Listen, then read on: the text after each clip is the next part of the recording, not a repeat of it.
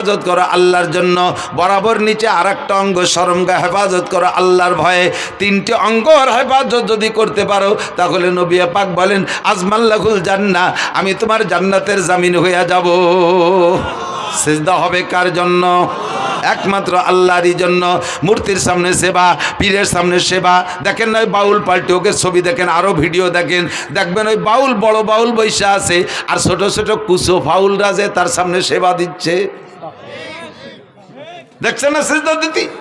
এগুলো মোমেন না মুশরিক? মোমেন না মুশরিক? আকলিস দীনাকা ইয়াকফিকাল আমালুল কালিল। শুনতে ভালো লাগে তাই বলেই শুনবেন, তাই বলে যা তা শুনবেন না, যাতে আপনার ঈমান আমলকে ধ্বংস করে দেয় এমন কিছু আমি শুনতাম না। আরে আল্লাহু আকবার, মুমতাজের গান, দুনিয়ার যত পচা গান আছে এ গান শুনলে গুনাহ হয় তবে ঈমান যায় না। ওই সব গান শুনলে গুনাহ হয়। তো খেয়াল করেন, এই সব গান যত কণ্ঠশিল্পী আছে দুনিয়ার পচা নোংরা গান গায়, এসব গান শুনলে ঈমান যায় না তবে কবিরা গুনাহ হয়, কবিরা গুনাহ হয় তবে ঈমান যায় না। কিন্তু বাউল গান, বিচার গান আর জারি গান আর কড়চা গান, এই সমস্ত গান শুনলে ঈমান যায়। কারণ এই গানগুলো শুনে তার ভিতরে যে ইসলামী ইতিহাসগুলো ওরা বলে, এই কথাগুলো শ্রোতারা বিশ্বাস করে, আর এই বিশ্বাসের কারণে ভুল ইতিহাস তার অন্তরের মধ্যে ঢুকলো। আর ভুল ইতিহাস বলতে বলতে আল্লাহর সম্পর্কে সমালোচনা, নবীদের সম্পর্কে সমালোচনা, এমন এমন খারাপ ভাষা ব্যবহার করে যেগুলো উচ্চারণ করাই সম্ভব না। কয় আদম আলাইহিস সালাম লম্বা ছিল, এই বাউলরা কয় আদম আলাইহিস সালাম লম্বা ছিল 120 হাত, তার পুরুষ অঙ্গ লম্বা ছিল 17 হাত। তোর আব্বা যাই আমায় ফিয়াইছে শালার কাজাতি গেছিলাম রে, পারলাম না, ঠেয়া ফেলছি, বহুত কষ্ট হয়ে ঠেয়া ফেলাইছি। আস্তাগফিরুল্লাহ। জানোয়ার আদম আলাইহিস সালাতু ওয়াস সালাম জলিলুল কদর নবী, দুনিয়ার সর্বপ্রথম মানুষ, সর্বপ্রথম নবী, তার অঙ্গ প্রত্যঙ্গ মাপার দায়িত্ব তোর কে দেছে? এই অ্যানিম্যাল, পশু, বাস্টার্ড, হারামজাদা। তার জন্মের ঠিক নাই যদি সে এরকম উচ্চারণ করে থাকে। কথা বলেন ঠিক ঠিক না? আল্লাহ সম্পর্কে কটূক্তি, নবী সম্পর্কে সমালোচনা, কয় কি? আমি বললাম তো এই সব দিক দিয়ে এরপরে তুমি ভুলটা বুঝে নাও। আইয়ুব আলাইহিস সালাতু ওয়াস সালামের ছেলে 18টা আগেও না পরেও না, ছেলে ছিল 6টা, এক রাত্রে 6 ছেলে উদাও হয়ে গেছে। উদাও হয়ে যাওয়ার পরে তাদের জানাজা পড়া লাগে না, কাজে উনি জানাজা ছেলেদের পড়ে যান নাই।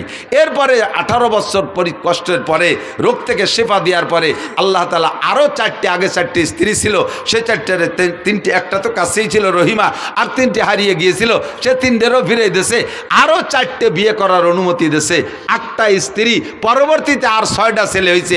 12টা ছেলের জীবদ্দশায় আইয়ুব আলাইহিস সালাম ইন্তেকাল করছেন, একটা ছেলেরও জানাজা পড়া লাগে নাই। তোর এই বাউল গান আর ফাউল গান আর হারামজাদা গান, যেই গানের কোনো মা বাপ নাই, যেই সন্তানের মা বাপ নাই, তারে কয় জারিউর বাচ্চা। কথা কন না কেন? যেই গানের কোনো মা বাপ নাই, তার কোনো সনদ নাই, দলিল নাই, এই জারজ গান আর জারিও গান, হারামজাদা গান দিয়ে নবী রাসূল সম্পর্কে কটূক্তি করবি, মরার সময় তোর ঈমান নসিব হবে না। হাসরের মাঠে নবী পাকের সুপারিশ তো দূরের কথা, তুই থাকবি জাহান্নামের প্রথম স্থানে। কথা বলেন ঠিক ঠিক না? আর জীবনে কোনোদিন আমরা জারি গান, বাউল গান, ফাউল গান শুনবো? জোরে বলছেন, জোরে বলেন। কারা কারা শুনবেন না একটু আল্লাহকে হাত দেখাবেন। কেউ কে হাত অল্প একটু জাগাইছে, আমি অল্প একটু শুনবো, এরকম নেই, পুরো টান টান। বাউল পার্টি হালাল না হারাম? বাউল পার্টি জায়েজ না না জায়েজ? বাউল গান শোনা জায়েজ না না জায়েজ? হারাম, হারাম, হারাম, বলেন হারাম। জীবনও কোনোদিন সমর্থন করব। বাউল সরকার, আবুল সরকারের ফাঁসি চাই, ফাঁসি চাই, ফাঁসি চাই, আবুল সরকারের ফাঁসি চাই।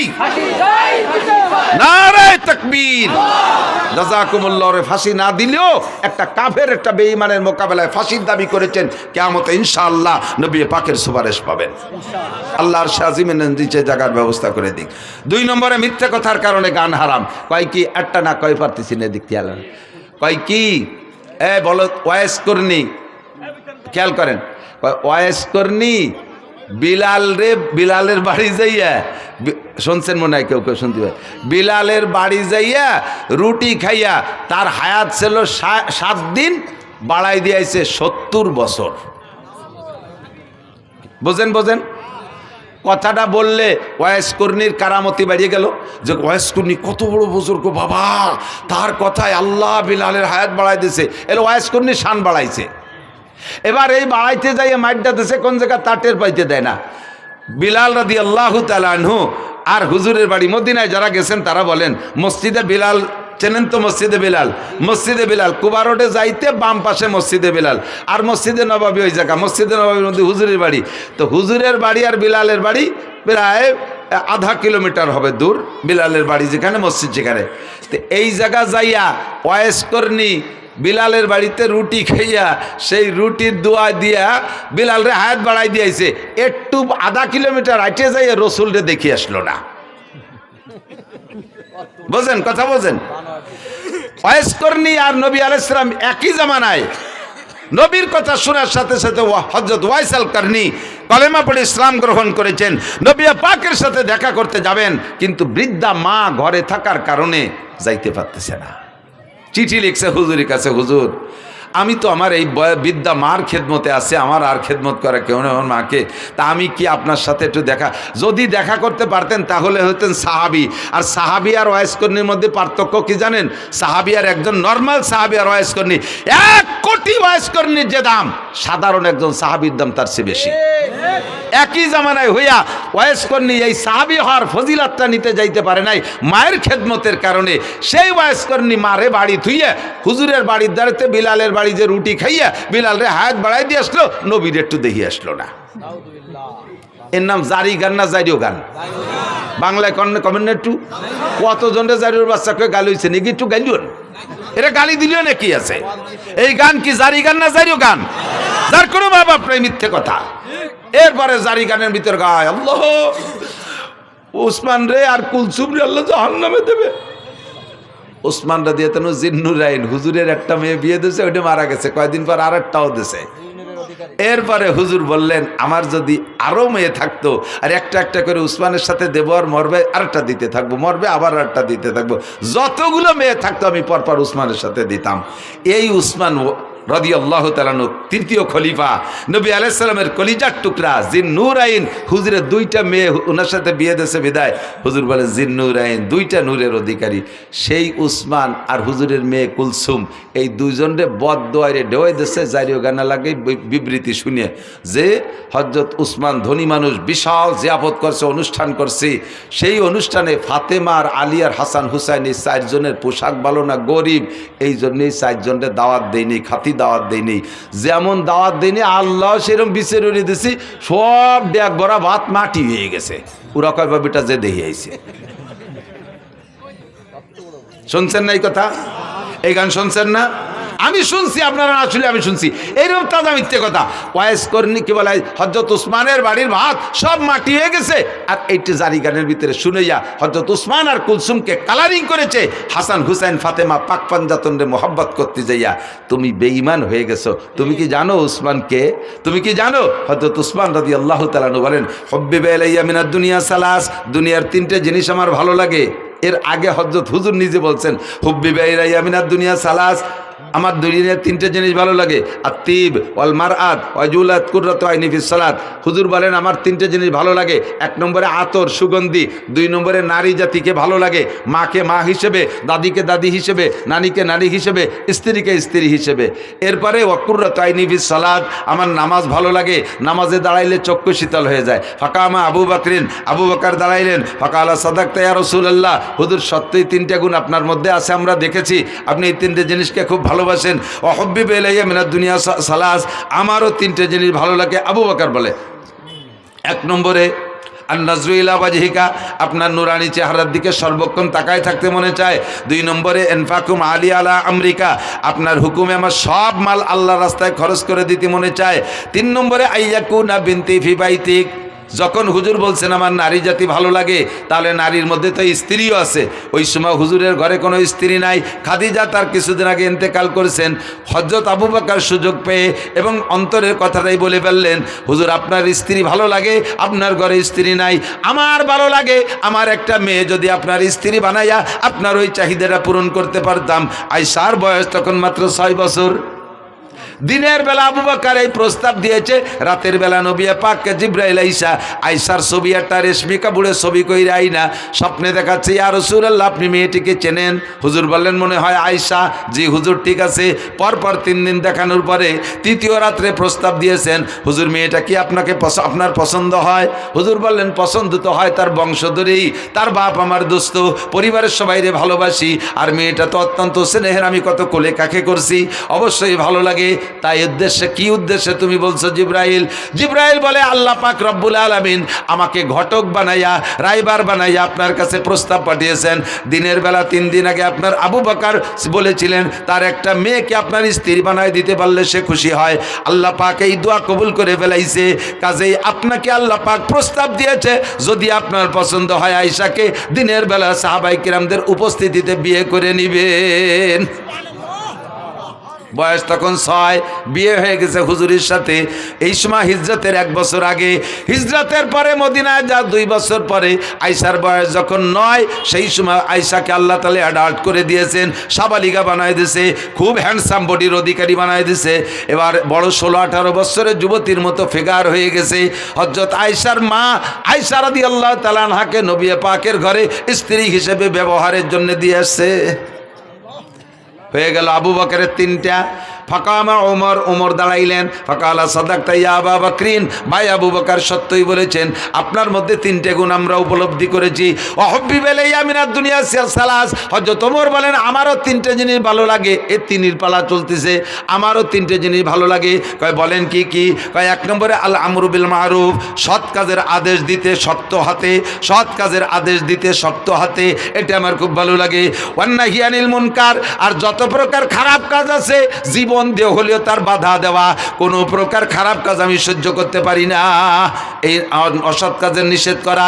3 নম্বর হলো অসাউবুল খালক, পুরন কাপড় আমার ভালো লাগে, তালি দেয়া কাপড় ভালো লাগে, ছিঁড়া ফাটা কাপড় পরতে ভালো লাগে। যখন উনি খলিফাতুল মুসলিমিন, রাষ্ট্রপ্রধান, উনার রাষ্ট্রের আয়তন 2,40,00,000 বর্গ মাইল, এত বড় দেশের রাজা হইয়া মসজিদে নবাবির জুমার নামাজের খুতবা দিচ্ছেন, ওই সময় উনার জামার সামনে দিয়ে 7খান তালি, ফিরে যখন নামাজে দাঁড়াইছে খুতবার সময় মুসল্লিরা দেখে সামনে দিয়ে 7খান তালি, ফিরে ঘুরে যখন নামাজের জন্য দাঁড়াইছে পিছন থেকে দেখা যায় পিঠে 7খান তালি। প্রেসিডেন্ট। 3 নম্বর হযরত উসমান দাঁড়িয়ে বললেন ফাকালা সাদাকতা ইয়া ওমর, ভাই ওমর আপনার মধ্যে এই 3টে গুণ আছে আমরা দেখেছি। ওয়াহবিব ইলাইয়া মিনাদ দুনিয়া সালাস, খেয়াল করেন 3 নম্বর হযরত উসমান বলতেছেন আমারও 3টে জিনিস ভালো লাগে। কি কি ভালো লাগে? ইতআমুল জিআন, মনে রাখেন আমার ওই গানের কিসসার সাথে মিলেছি, এদিক তাকান। 1 নম্বরে উসমান বলে ইতআমুল জিআন, ক্ষুধার্তকে খানা খাওয়াইতে ভালো লাগে। কেডা কয়? কেডা কয়? কাকে খাওয়াইতে? ক্ষুধার্তকে খানা খাওয়াইতে ভালো লাগে। এবার 2 নম্বরটা হলো কেসওয়াতুল উরিয়ান, যাদের কাপড় নেই তাদের কাপড় দিতে ভালো লাগে। বুঝেন? 3 নম্বরে বা তেলাওয়াতুল কোরআন, কোরআন তেলাওয়াত করতে ভালো লাগে। যেই উসমান বাড়ি রান্না বান্না বিশাল জিয়াবত করলো, হাসান হুসাইনের পেটে ক্ষুধা, তারা 3 দিন খায় না, 5 দিন খায় না, আর তারা সেই দাওয়াত পাইলো না, পোশাক ভালো নাই সেজন্য। ওদিকে ওসমানের গুণ হলো ক্ষুধার্তরে খানা খাওয়ায়, পোশাক নাই রে পোশাক দিয়ে দেয়, ওরা পোশাকের কারণে না খাইয়া বাড়ি থাকলো। আর এদিকে উসমান সামনে বলতেছেন রসুলের সামনে, আবু বকর ওমরের সামনে, যেই আলীরে দাওয়াত দেয়নি সে আলী ওই মজলিসে, তার মধ্যে কয় আমার ক্ষুধার্তকে খানা খাওয়াইতে ভালো লাগে, বস্ত্রহীনকে বস্ত্র দিতে ভালো লাগে। এইটা সবচাইতে বেশি প্রতিবাদ করবে আলী না? সঙ্গে সঙ্গে আলী দাঁড়ায় কয় সাদাকতা ইয়া উসমান, উসমান আপনার মধ্যে গুণ 3টে আছে আমরা দেখেছি। যারে দাওয়াত দেয় নাই পোশাকের অভাবের কারণে, যার পেটে ক্ষুধা থাকা সত্ত্বেও তারে জিয়াবতে দাওয়াত দেয় নাই, এই লোকটা কি সত্যায়িত করতে পারে? সেই দাঁড়ায় কয় উসমান আপনি সত্য কথা বলেছেন, এটা আপনার চিরবৈশিষ্ট্য, ক্ষুধার্তকে খানা খাওয়ান, বস্ত্রহীনকে বস্ত্র দেন, এটা আপনার গুণাগুণ। এবার আলী দাঁড়াই বললেন ওয়াহবিব ইলাইয়া মিনাদ দুনিয়া সালাস, ভাই উসমান সত্য বলেছেন, আমারও 3টে জিনিস ভালো লাগে। 3-এর পালা চলতেছে। হযরত আলী বলেন 1 নম্বরে কি বলে আস-সাওমু ফিস সাইব, ইকরামুজ্জাইব, 1 নম্বরে ইকরামুজ্জাইব, মেহমানকে তার মর্যাদা বুঝা পরিমাণ মতো মেহমানদারি করতে আমার ভালো লাগে। যে মেহমানের যেমন চাহিদা তার চাহিদা অনুযায়ী মেহমানদারি করতে ভালো লাগে। 2 নম্বরে as-সাওমু বিস-সাইফ, গরমকালে রোজা রাখতে আমার ভালো লাগে। হযরত আলী বলতেছেন গরমকালে রোজা রাখতে ভালো লাগে। জিজ্ঞেস করা হলো কেন?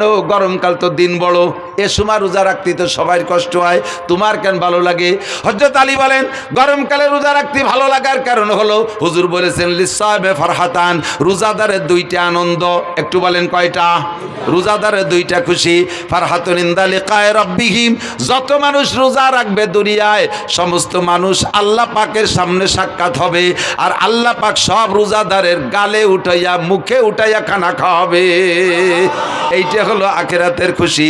আর একটা খুশি হলো কি বলা হয় লিসামে ফারহাতান, ফারহাতুন ইনদা লিকায়ে রাব্বিহিম। আর একটা খুশি হলো ফারহাতুন ইনদা ফিত্রিহিম, দুনিয়ায় যত খাবার খান, আমার দিক দুনিয়ায় যত মজার খানা খেয়ে থাকেন না কেন, একটু সত্যি কথা বলেন, ইফতারির চাইতে মজা পান কোনো তাই?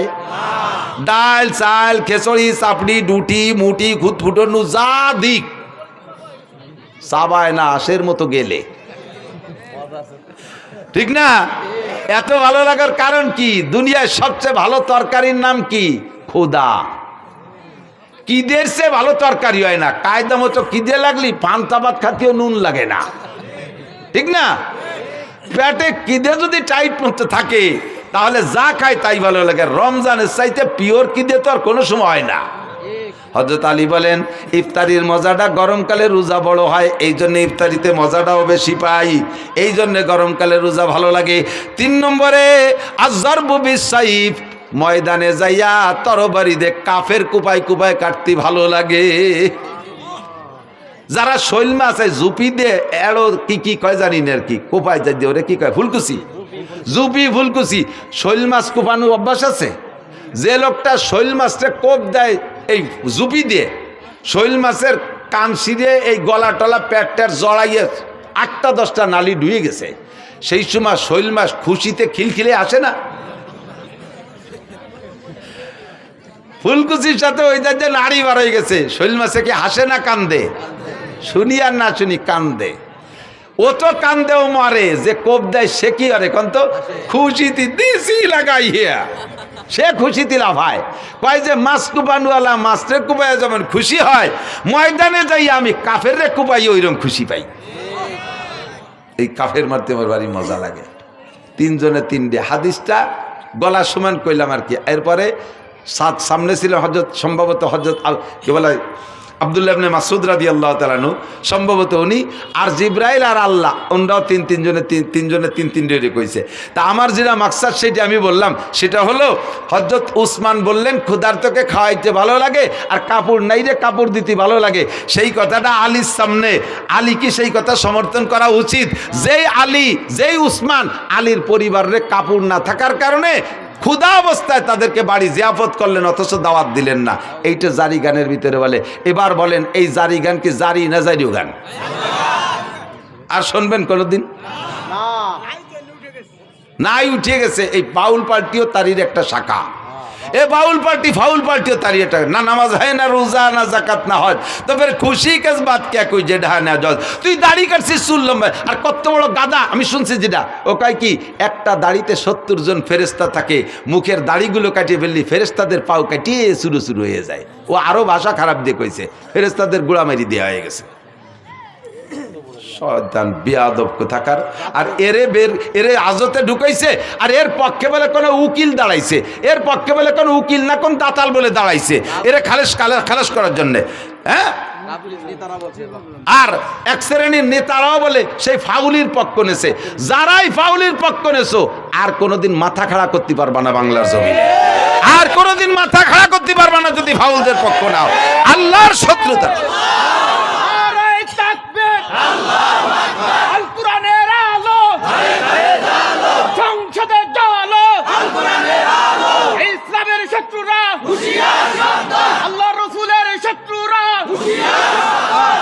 মাশাআল্লাহ, জাযাকুমুল্লাহ। থাকবেন তো, লড়বেন না তো? এ মর্মে জিহাদ আসলি করতে রেডি আছেন? সেদিনকে একজনে লিখেছে যে বাস্তব কথাও আমরা অনেক নাস্তিকের অনেক নাস্তিকানা বক্তব্য শুনছি, কিন্তু এই ফাউল যা বলছে এরকম আর কের মুখে শুনি নেই, এত নিকৃষ্ট ভাষার কারো থেকে শুনি নেই। আল্লাহ আমাদেরকে হেফাজত করে, বলেন আমিন। আল্লাহ আমাদের হেফাজত করে। তো দোস্ত, দুনিয়ার জিন্দেগি অল্প একটু, মনে আছে? দুনিয়ার জিন্দেগি বেশি না আখিরাত বেশি? কথা কন না, দুনিয়া বেশি না আখিরাত বেশি? যদিও দুনিয়া 3000 কোটি বছর হয়, তবে এই 3000 কোটি বছরই শেষ, তারপরে আর 1 সেকেন্ডও থাকবে না। কিন্তু আখিরাত শুরু হবে তো শেষ হবে না। কতদিন শেষ হবে না? শেষ হবে না তো শেষ হবে না। আমি মাঝে মাঝে শুয়ে শুয়ে নিজে জিজ্ঞেস করি, আখিরাত লম্বা তো কত লম্বা? ধরে নেই 1 কোটি কোটি বছর, 1 কোটি কোটি বছর, তারপরে কি হবে? এই কোটি কোটি বছর শেষ হওয়ার পরে কি হবে? তারপরে আবার কোটি কোটি শুরু হবে, তারপরে কি হবে? তারপরে আর আমি খুঁজে পাই না, আমার খোঁজারও দরকার নাই। ওই আখিরাতের জিন্দেগির শেষ নেই। যে জায়গা থাকবেন যতটুক, সে জায়গার জন্য করবেন ততটুক। এলো জ্ঞানী মানুষ। হুজুর বলেন, কাইয়্যিসু মান দানা নাফসাহু ওয়া আমিলা লিমা বাদাল মাউত। চালাক, এদিক তাকান, চালাক, জ্ঞানী, হুঁশিয়ার, বুদ্ধিমান ওই ব্যক্তি মান দানা নাফসাহু, যে নিজেকে নিজে দিনদার বানায় আর মহা আখিরাতের জন্য আমিলা লিমা বাদাল মাউত, পরকালের জন্য আমল করে প্রস্তুতি নেয়। আমার প্রাণপ্রিয় যুবকরা, বলে নিছি আগেই, তুমি খেলাধুলা করো, তুমি বৈধ খেলাধুলাগুলো করো, বৈধ খেলাধুলা করো, জেনারেল পড়াশোনা করো, খেত খামার করো, ব্যবসা বাণিজ্য করো, চাকরি বাকরি করো, দুনিয়ার হালাল কামাই যত আছে করো। ফাঁকে তুমি আজান হইলে সব কাম কাজ ফেলে রেখে মসজিদে যাবো, রাজি আছি না ইনশাআল্লাহ? মসজিদে নামাজ পড়বো না ইনশাআল্লাহ? আখিরাতকে সুন্দর করেন, আখিরাতকে সুন্দর করেন। সময় কম বিদায় কথা বলবো না, পরবর্তীতে আরও ওলামায়ে কিরাম আসবে। আল্লাহ রসুল আর মসজিদ মাদ্রাসার পক্ষে যারা, তারা থাকবেন। আর যারা মোদি আর নরেন্দ্র মোদি আর ডোনাল্ড ট্রাম্প আর নেতানিয়াহুর পক্ষে, তারা আটা দেবেন। আমি এতে দেখবো যে ট্রাম্পের দলের কয়জন যায়, না যাচ্ছে না কেউ হলো। যদি কেউ আটা দেয়, বুঝবো যে মাদ্রাসা মসজিদের বিপক্ষে আর ট্যাম্পের দলের লোক। কালেকশন পারি না, কালেকশন করব না, যেহেতু পরবর্তীতে আরও বক্তা আছে, তারাই করবে। তা আমরা উপস্থিত ফিল্ডে, আপনাদের মাদ্রাসা আছে বিদায় আমি আসছি, নইলে ব্যস্ততা এত বেড়ে গেছে, যার কারণে এখন সব জায়গার সময় দিয়ে পারি না। খুঁজে খুঁজে মাদ্রাসাগুলোয় সময় দিই, যে কমপক্ষে মাদ্রাসাগুলো একটু উপকার হয়, এই জন্যে আসি। মাদ্রাসা আরও ভালো হবে, আরও বেশি আসবো, আরও লম্বা সময় দেবো ইনশাআল্লাহ। এরা সময় মতো যোগাযোগ করলে আমরা যদি আসি, আপনারা আসবেন না ইনশাআল্লাহ মাঠে? আল্লাহ তাআলা কবুল করুক, বলেন আমিন। আপনারা যদি আমার কথা শোনেন, তাহলে আমিও আপনাদের কথা শুনবো। আপনাদের কথা শুনবো মানে এখানে দাওয়াত দিলে আসবো। আর আপনারা আমার একটা কথা শুনতে হবে, সেটা আপনাদের পিএজের এলাকা, মাদ্রাসা আপনাদের মাদ্রাসা আপনাদেরই থাকবে। এখানে আপনাদের আল্লাহ তাআলা সামনে পিএজ দেবে। এটা পিএজের এলাকা না? পিএজ হয়তো আপনাদের এই নগরকান্দা সালতার পিএজ, এই সালতার পিএজ আমার সুলতান শাহী মাদ্রাসার সঙ্গে এখনো আছে সিলিংয়ের পর। আরও গতবার এক মসজিদের থেকে যা কালেকশন করে নিছি, বোর্ডিংয়ে সারা বছর 200 ছাত্র খাইছে। সমস্ত সারা বছর হয়ে যাওয়ার পরও সেদিনকে দাম বাড়ার সাথে সাথে প্রয়োজনীয় কটা রাখি 12 মণ বেশি ফেলাইছি।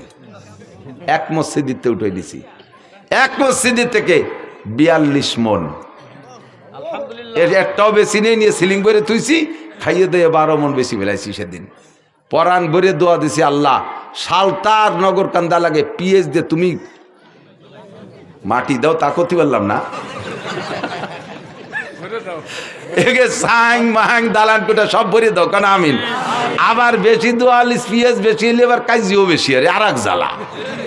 পিএসের দাম বাড়িয়ে গেলে কাজিও বাড়িয়ে যায়।